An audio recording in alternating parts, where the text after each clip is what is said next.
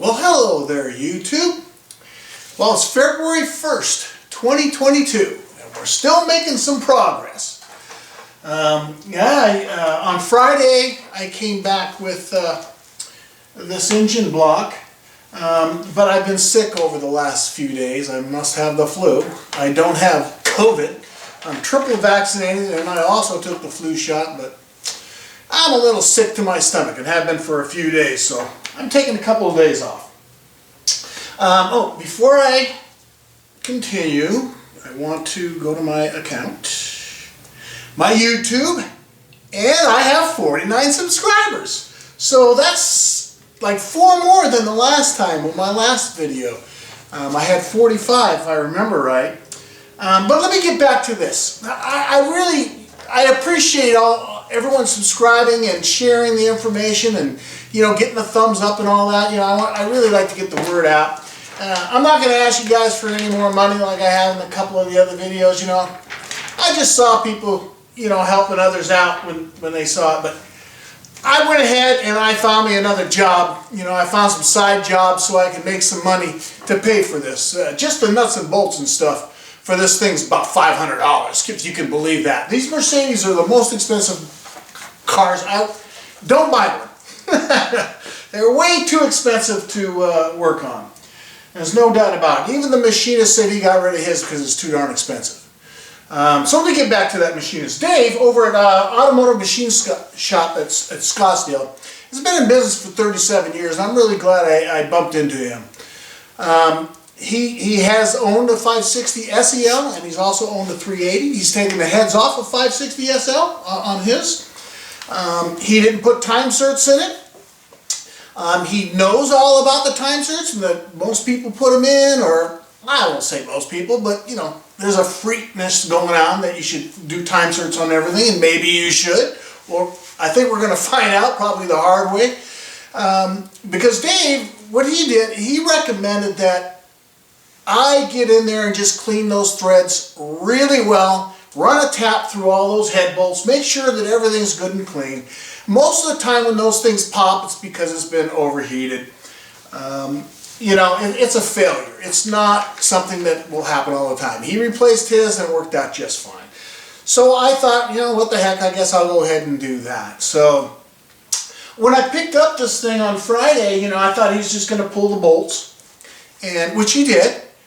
He told me ahead of time that, you know, he welded the nut on the end of it, and it just ended up breaking the bolt. So he had to actually drill this out, tap it, and then he put in time certs. So he did a really great job on this block. So this part of it, I think, is actually ready to get put back together. So I feel good about that. So you guys remember when I took apart the heads, that one head on the passenger side was really pitted, and I even found some more issues that you guys didn't see. I found a thread had been pulled out of it, so he's fixing that, and he's welding some stuff up, so he's going to be taking care of that head for me. I told him, no rush.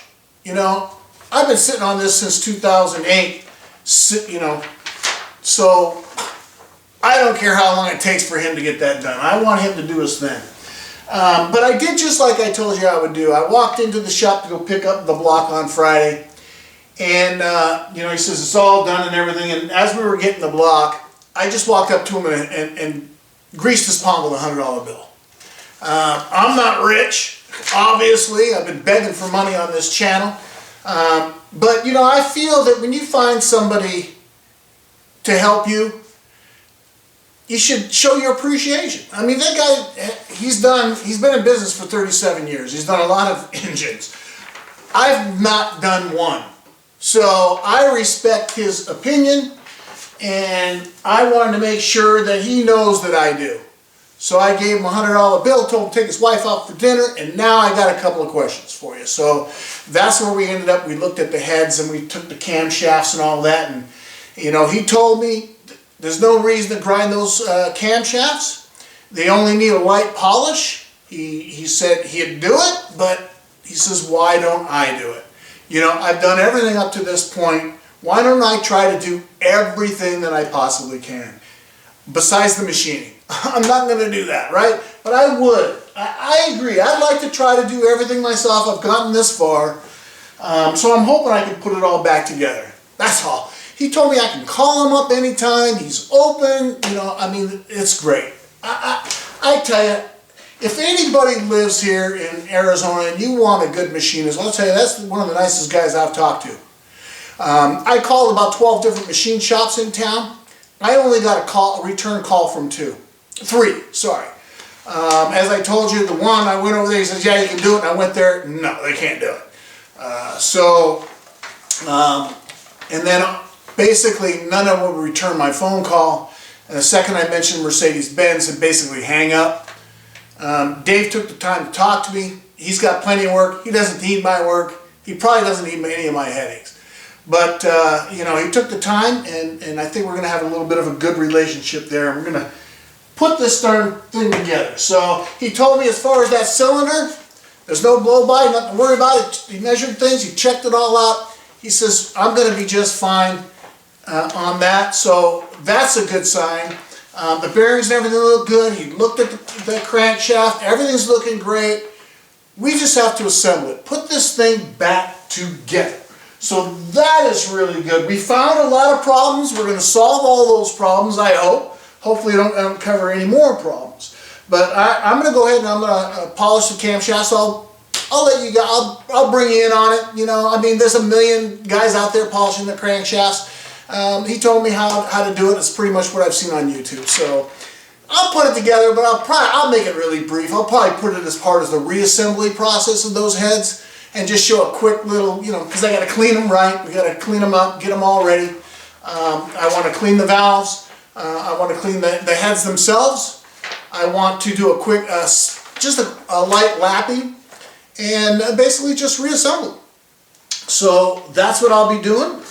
There's another thing I need to do, and that's this intake plenum. What do they call this? This is a upper intake manifold, and then those little rubber gasket things in there. You know, these things right here. So I bought, there's 8 of them in this thing. These are all hard. I thought it's probably a good idea. You won't believe how expensive they are. They're probably about, I don't know, $9 a piece or something like that. So, you know, that costs a little bit of money. But I thought that would be something we should probably replace. They're very hard. You know, we're here. Let's go ahead and do it. I've ordered all the intake gaskets and exhaust manifold gaskets, head gaskets, our sealing rings for the timing case cover. I bought a new water pump because I feel the other one has a lot of drag to it. I ordered the bolts that were snapped off, that went into the block here, that snapped off. I also bought all new head bolts. That's like over about $700 just in miscellaneous gaskets and O-rings and bolts. It's unbelievable how expensive this car is. So, you know, and of course the oil pump guide, I don't feel the oil chain or sprocket or gear, whatever you want to call it, I don't feel those need to be replaced. The chain was tight. There's no slop. There was no rounding on the gear itself, so I don't feel that really needs to be replaced. The oil pump is quite expensive if you can find one. I'm not even sure if I was able to find one when I was out there looking. I think that's where I'm at. I just kind of wanted to bring you guys up to date. We're going to be cleaning up these pistons. He told me just to clean them up, make sure, you know, clean the grooves. He says I don't necessarily need to take off the rings. If I do, I'm going to probably break them. He said these rings that they put in this car they just don't wear. They just don't wear. There's so little wear even in the cylinder. It's amazing about wear. It doesn't really wear. But we're going to be cleaning up all those pistons. We're going to get those all together. We'll get those things back in here. We'll start putting on front covers and back covers and rear seals and front seals. And then we'll be putting on the heads and put on the intake manifold and plenum and oh my goodness. You know, I don't know how long this is all going to take.